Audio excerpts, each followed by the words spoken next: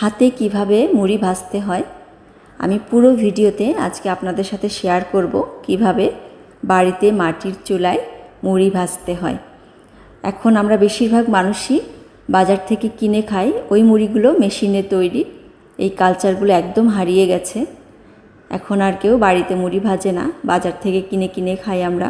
কিন্তু হাতে তৈরি মুড়ির যে দারুণ একটা স্বাদ, সেটা আমরা অনেকেই পাইনি। চলুন আজকে দেখি কিভাবে মুড়ি ভাজতে হয়। দুই পাশে দুইটি চুলা থাকে। একটা চুলাতে এভাবে একটা পাতিলের মধ্যে বালি নিয়ে নিতে হয়, বালিটা গরম করতে হয়। আর আরেক পাশে একটা পাতিল থাকে, সেখানে চালটা দিয়ে দিতে হয়।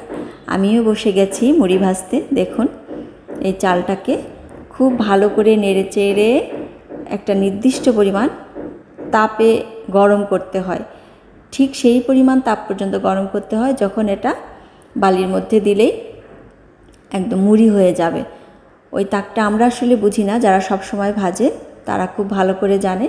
এই যে পাশে বালিটা গরম হচ্ছে আর এখানে চালটাকে ভাজা হচ্ছে। আর এই যে মুড়ির যে নোনতা স্বাদ, এইটা লবণ জলটা মিশিয়ে দেওয়া হলো ঠিক নামানোর আগে দিয়ে।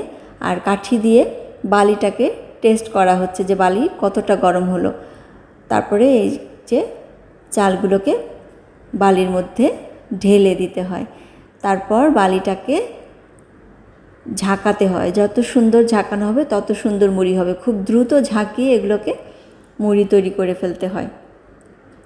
এই যে দেখেন, এক খোলা মুড়ি হয়ে গেল, কি সুন্দর। এভাবেই চলতে থাকবে। আমি শুধু এটাকে একটু ভেজে দিচ্ছি আর ওনারা মুড়ি তৈরি করছে। পাশে একটা দিদির বাসায় আমরা মুড়ি ভাজতে গিয়েছিলাম শখের বশে। এবার বাড়িতে গিয়ে এই যে দেখেন, বালি গরম হলেই চালটাকে বালির মধ্যে দিতে হয়, তারপর ঝাঁকিয়ে আবার মুড়ি তৈরি করতে হয়। এভাবে একের পর এক মুড়ি হয়ে যাচ্ছে। তারপরে একটা চালনির মধ্যে দিয়ে বালিটাকে ঝেড়ে ফেলতে হয়। মুড়ি ভাজা শেষ। এবার আমরা এগুলোকে নিয়ে বাড়িতে চলে যাব। বৃষ্টির দিনে মুড়ি মাখা খেতে কিন্তু বেশ লাগে। আমরা বিকেলে সবাই মিলে মুড়ি মাখা খেলাম। সব ফ্রেশ জিনিস দিয়ে মুড়ি মাখানো হচ্ছে, এগুলোতে এক বিন্দুও কোনো ভেজাল নেই। অনেক দিন পর এভাবে মুড়ি মাখছি। খুব শখ করেই আমরা গিয়েছিলাম মুড়ি ভাজতে। পাশে একটা বাসায়, দিদির বাসায় মুড়ি ভাজা হচ্ছিল শুনেই আমার যা দেবরকে বলল যে চাল এনে দিতে, আমরা মুড়ি ভাজতে যাব। যেই কথা সেই কাজ। মুড়ি ভাজতে গিয়ে প্রচুর বৃষ্টিতে আটকে গেলাম। ভিজতে ভিজতে আমি অবশ্য বাড়ি চলে এসেছিলাম।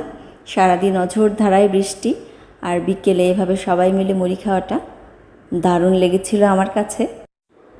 বাড়িতে গেলে খুব সিম্পল বিষয়গুলোও আমরা দারুণভাবে এনজয় করি।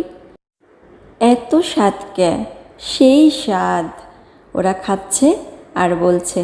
আমার মুখ থেকে শোনা নয়, চলুন ওনাদের মুখ থেকেই শুনি আমার মুড়ি মাখানোটা কেমন হয়েছিল আর মুড়ির কেমন স্বাদ। গ্রামের খাঁটি সরিষার তেল এবং দেশি ধানের মুড়ি খাচ্ছি, এবং খুব গরম গরম মুড়ি। আপনারাও খেয়ে দেখতে পারেন যদি কেউ ইচ্ছা প্রকাশ করেন। আমরা ঢাকা শহর আর যেসব মুড়ি খাই, এগুলো তো হাইব্রিড মুড়ি, হাইব্রিড সরিষার তেল, এমনকি হাইব্রিড পেঁয়াজ। এখানে হলো পেঁয়াজও আসল, তেল তো খুবই ভালো, দেশের সরিষার তেল, ন্যাচারাল দেশের ধানের থেকে চাল বানানো, চাউল থেকে নিজেদের নো ইউরিয়া, এখানে কোনো ফরমালিন নেই এবং কোনো কেমিক্যাল নেই। নিজেদের শিক্ষিত রান্ননি দ্বারা এটা ভাজা, ঠিক আছে। এবং এরা বৌদি, আমাদের বৌদি খুব অনেক গুণে গুণান্বিত। আর একজন বৌদি ছিলেন, আসলে না খাইলে বোঝা যাবে না টেস্ট কি। একবার খাইলে আবার খাইতে ইচ্ছা করে। আমরা বারে বারে খাবো। ওয়াও।